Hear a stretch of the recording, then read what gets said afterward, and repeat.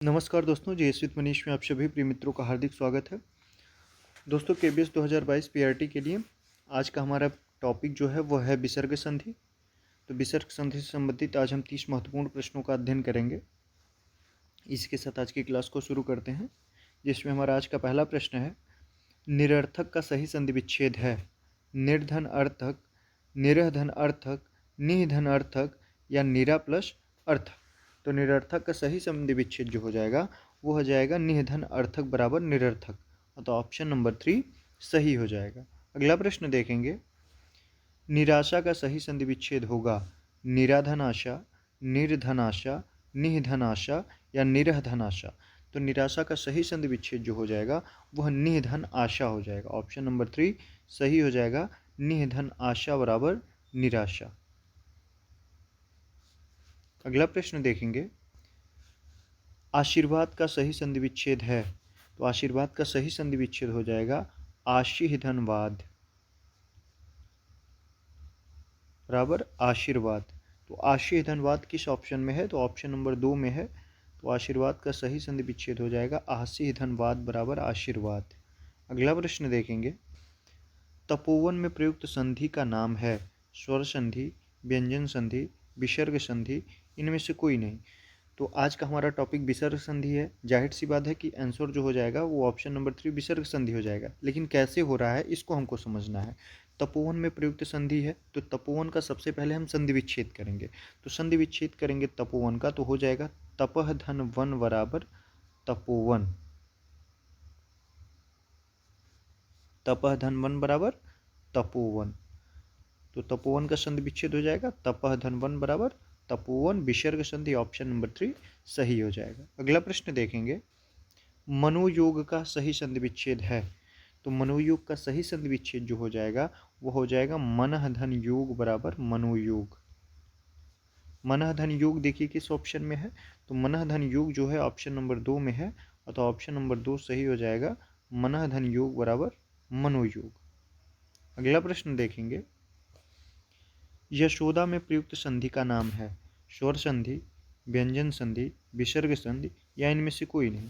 तो सबसे पहले यशोदा का हम संधि विच्छेद करेंगे तो हो जाएगा यशः धन दा बराबर यशोदा।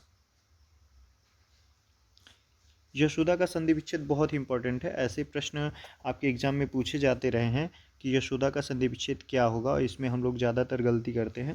तो यशोदा का सही संधि विच्छेद जो हो जाएगा यशः धन दा बराबर यशोदा हो जाएगा, और यह विसर्ग संधि हो जाएगा। तो ऑप्शन नंबर 3 सही हो जाएगा। अगला प्रश्न देखेंगे, अगला प्रश्न कह रहा है तेजोमय का सही संधि विच्छेद क्या होगा। तो तेजोमय का संधि विच्छेद करेंगे तो हो जाएगा तेजः प्लस मय बराबर तेजोमय। ठीक है, तेजः धनमय बराबर तेजोमय, ऑप्शन नंबर 3 सही हो जाएगा। तेजोमय का संधि विच्छेद तेजः धनमय बराबर तेजोमय, ऑप्शन नंबर 3 इस प्रश्न का सही आंसर हो जाएगा। अगला प्रश्न देखेंगे, निरोग में प्रयुक्त संधि का नाम है स्वर संधि, व्यंजन संधि, विसर्ग संधि या इनमें से कोई नहीं। तो सबसे पहले निरोग का संधि विच्छेद करेंगे तो हो जाएगा निह प्लस रोग बराबर निरोग। निह प्लस रोग संधि विच्छेद हो जाएगा निरोग का, और यह कौन सी संधि हो जाएगी? तो विसर्ग संधि, ऑप्शन नंबर 3 सही हो जाएगा। निह धन, चलिए ये टाइपिंग मिस्टेक है, निरोग ऐसे लिखा जाएगा, इसका सही संधि विच्छेद निधन रोग बराबर निरोग हो जाएगा, ऑप्शन नंबर 3 विसर्ग संधि। अगला प्रश्न देखेंगे, निर्जन में प्रयुक्त संधि का नाम है स्वर संधि, व्यंजन संधि, विसर्ग संधि या इनमें से कोई नहीं। तो निर्जन में जो प्रयुक्त संधि हो जाएगी वह विसर्ग संधि हो जाएगी। लेकिन विसर्ग संधि कैसे हो जाएगी इसको हमको देखना है। तो इसका संधि विच्छेद करेंगे तो हो जाएगा निह धन जन बराबर निर्जन, विसर्ग के बाद व्यंजन आ रहा है अतः विसर्ग संधि हो जाएगा, ऑप्शन नंबर 3 सही हो जाएगा। अगला प्रश्न देखेंगे, नमस्ते का सही संधि विच्छेद क्या होगा।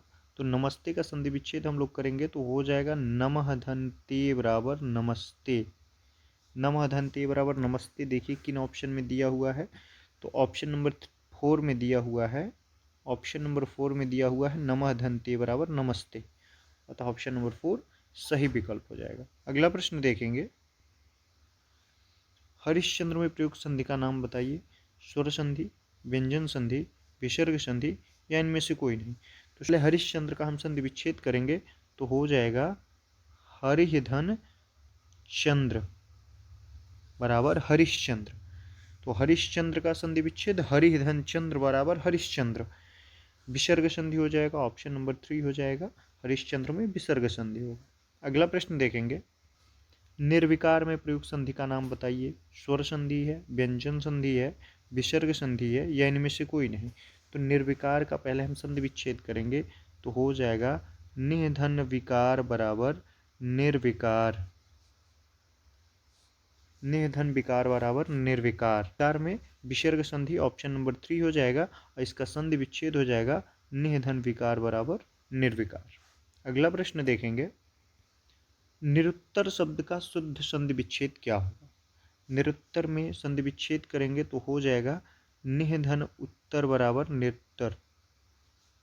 अब देखिए दिए गए विकल्पों में से निधन उत्तर किस विकल्प में है, तो निधन उत्तर जो है विकल्प नंबर 4 में है, तो ऑप्शन नंबर 4 जो हो जाएगा सही आंसर हो जाएगा। अगला प्रश्न देखेंगे, मनः धन भाव बराबर क्या होगा।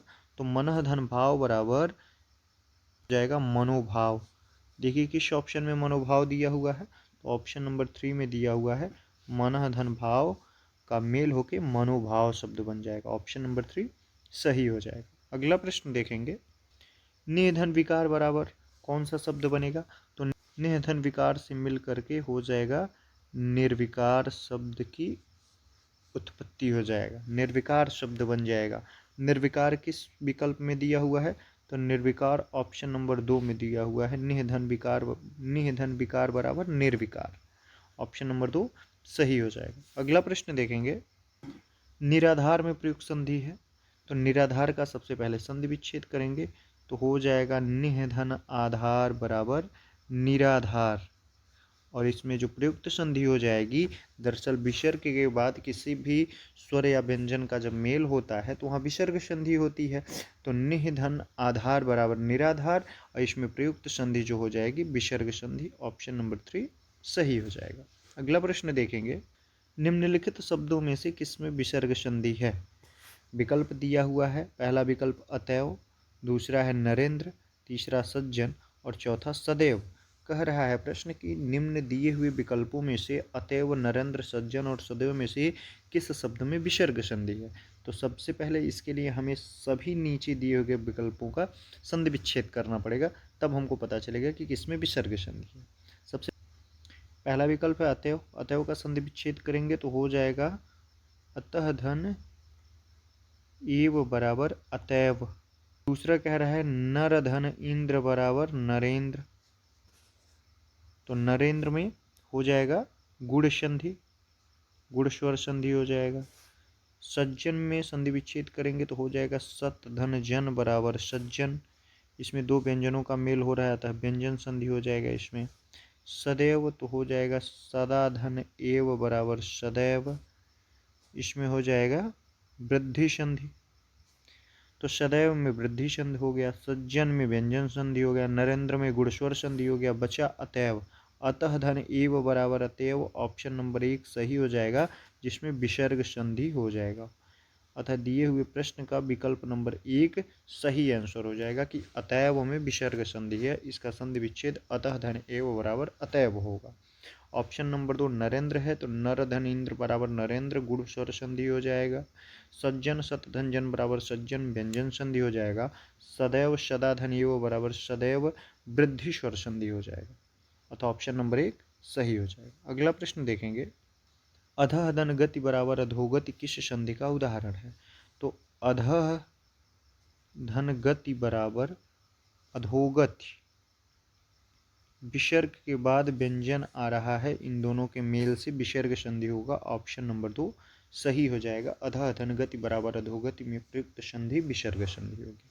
अगला प्रश्न देखेंगे, दुराशा का संधि विच्छेद है। तो दुराशा का सही संधि विच्छेद जो हो जाएगा यह हो जाएगा दुह धन आशा बराबर दुराशा। दुराशा का सही संधि विच्छेद दुह धन आशा बराबर दुराशा हो जाएगा और इसमें प्रयुक्त संधि जो हो जाएगी यह विसर्ग संधि हो जाएगी। तो दिए गए निम्न ऑप्शनों में से देखते हैं किसमें दुह धन आशा दिया हुआ है। तो दुह धन आशा दिया हुआ है ऑप्शन नंबर 3 में, अतः दुराशा का सही संधि विच्छेद दुह धन आशा हो जाएगा और प्रयुक्त संधि विसर्ग संधि हो जाएगा। अगला प्रश्न देखेंगे, तपोभूमि का संधि विच्छेद है। तो तपोभूमि का संधि विच्छेद करेंगे तो हो जाएगा तपह धन भूमि बराबर तपोभूमि और इसमें प्रयुक्त संधि जो हो जाएगा वह विसर्ग संधि हो जाएगा। तो निम्न ऑप्शनों में से देखते हैं किसमें तपह धन भूमि दिया हुआ है। तो तपह धन भूमि बराबर तपोभूमि ऑप्शन नंबर 2 सही हो जाएगा। अगला प्रश्न देखेंगे, निह धन बल का सही योग क्या होगा। निह धन बल के योग से बनने वाला शब्द क्या होगा। तो निह धन बल से बनने वाला जो शब्द होगा वह हो जाएगा निर्बल। देखिए निर्बल किस ऑप्शन में दिया हुआ है। तो निर्बल ऑप्शन नंबर 1 में दिया हुआ है। निह धन बल बराबर निर्बल और प्रयुक्त संधि जो हो जाएगी यह विसर्ग संधि हो जाएगी। ऑप्शन नंबर 1 सही हो जाएगा। अगला प्रश्न देखेंगे, निर्जन का संधि विच्छेद करिए। तो निर्जन का संधि विच्छेद करेंगे तो हो जाएगा निह धन जर बराबर निर्जन। निह धन जन देखिए किस ऑप्शन में दिया हुआ है। तो ऑप्शन नंबर 3 में दिया हुआ है। निह धन जन बराबर निर्जन, निर्जन का सही संधि विच्छेद हो जाएगा। अगला प्रश्न देखेंगे, आशीह धन वाद के योग से कौन सा शब्द बनेगा। तो आशीह धन वाद से बन जाएगा आशीर्वाद। आशीर्वाद देखिए किस विकल्प में दिया हुआ है। तो आशीर्वाद जो है यह दिया हुआ है ऑप्शन नंबर 1 में। तो आशीह धन वाद के मेल से बनने वाला शुद्ध सार्थक शब्द जो हो जाएगा आशीर्वाद हो जाएगा, अतः ऑप्शन नंबर 1 सही हो जाएगा। अगला प्रश्न देखेंगे, निम्न में से कौन सा विसर्ग संधि का उदाहरण है। निम्न दिए गए विकल्पों में से कौन सा विकल्प जो है वह विसर्ग संधि का उदाहरण है। तो पहला कह रहा है दुर्धनजन, दूसरा ऑप्शन कह रहा है दुहधनजन, तीसरा ऑप्शन कह रहा है दूरधनजन और चौथा ऑप्शन कह रहा है दूधन रजन। तो मिला जुला के इसके कहने का सेंस ये है कि दुर्जन, दुर्जन शब्द हमको बताना है कि यह विसर्ग संधि का उदाहरण है। तो इसका संधि विच्छेद यहाँ दिया हुआ है। तो दुर्जन का संधि विच्छेद जो हो जाएगा वो हो जाएगा दुहधन जन बराबर दुर्जन। देखिए किस ऑप्शन में दुहधन जन दिया हुआ है। तो दुहधन जन जो दिया हुआ है ऑप्शन नंबर 2 में दिया हुआ है, जो दुर्जन का सही संधि विच्छेद हो जाएगा और यह विसर्ग संधि का उदाहरण हो जाएगा, तो ऑप्शन नंबर 2 सही हो जाएगा। अगला प्रश्न देखेंगे, बहिर्मुख का संधि विच्छेद करिए। तो बहिर्मुख का संधि विच्छेद जब करेंगे तो हो जाएगा बहिर्धन मुख बराबर बहिर्मुख। बहिर्धन मुख देखिए ऑप्शन में किस ऑप्शन में दिया हुआ है। तो बहिर्धन मुख जो है ऑप्शन नंबर 1 में दिया हुआ है। तो बहिर्मुख का सही संधि विच्छेद बहिर्धन मुख हो जाएगा और प्रयुक्त संधि जो हो जाएगी विसर्ग संधि हो जाएगी, अतः ऑप्शन नंबर 1 सही हो जाएगा। अगला प्रश्न देखेंगे, निधन छल के योग से बनने वाला शब्द होगा निश्चल, निश्चल, निश्चल या निछल। तो निधन छल के योग से बनने वाला शब्द जो होता है वह निश्चल हो जाता है। देखिए प्रयुक्त दिए हुए विकल्पों में से निश्चल कौन से विकल्प में है।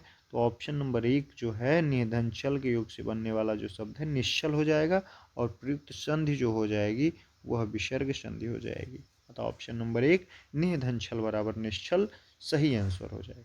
अगला प्रश्न देखेंगे, दुशासन का संधि विच्छेद होगा। तो दुशासन का सही संधि विच्छेद जो हो जाएगा दुहधन शासन बराबर दुशासन हो जाएगा। दिए गए विकल्पों में से किस विकल्प में दुहधन शासन लिखा हुआ है। तो दुहधन शासन जो है विकल्प नंबर 1 में लिखा हुआ है, अतः दुशासन का सही संधि विच्छेद दुहधन शासन हो जाएगा और इसमें प्रयुक्त संधि जो हो जाएगी वह विसर्ग संधि हो जाएगी। ऑप्शन नंबर 1 सही हो जाएगा। दुशासन का संधि विच्छेद दुहधन शासन बराबर दुशासन। अगला प्रश्न देखेंगे, दुस्तर का सही संधि विच्छेद क्या होगा। तो दुस्तर का सही संधि विच्छेद हो जाएगा दुहधन तर बराबर दुस्तर। दुहधन तर किस में दिया हुआ है। तो दुहधन तर विकल्प नंबर 2 में दिया हुआ है, अतः दुस्तर का सही संधि विच्छेद दुहधन तर हो जाएगा और प्रयुक्त संधि जो हो जाएगी वह विसर्ग संधि हो जाएगी। अगला प्रश्न देखेंगे, विसर्ग संधि का उदाहरण है। निम्न दिए हुए विकल्पों में से विसर्ग संधि का उदाहरण कौन सा विकल्प है। छत्रधन छाया, छत्रधन छाया, छत्रधन छाया या छतर धन छाया। निम्न दिए हुए विकल्पों में से सही संधि विच्छेद जो हो जाएगा वह हो जाएगा छत्र धन छाया बराबर छत्र छाया। अतः ऑप्शन नंबर 2 जो होगा सही संधि विच्छेद हो जाएगा विसर्ग संधि के शब्द छत्र छाया का। अगला प्रश्न देखेंगे, प्रातः काल में संधि है विसर्ग संधि, व्यंजन संधि, दीर्घ संधि या इनमें से कोई नहीं। तो प्रातः काल में जो संधि हो जाएगी, ध्यान से देखेंगे, प्रातः धन काल बराबर इसके योग से बनने वाला शब्द जो हो जाएगा वह भी प्रातः काल ही होगा। इसमें इसके विसर्ग में कोई परिवर्तन नहीं होगा और इस शब्द में कोई परिवर्तन नहीं होगा, ये यथा ही रहेगी। इसमें विसर्ग संधि हो जाएगा। तो ऑप्शन नंबर 1 सही हो जाएगा, प्रातः धन काल बराबर प्रातः काल और प्रयुक्त संधि विसर्ग संधि ऑप्शन नंबर 1 सही हो जाएगा।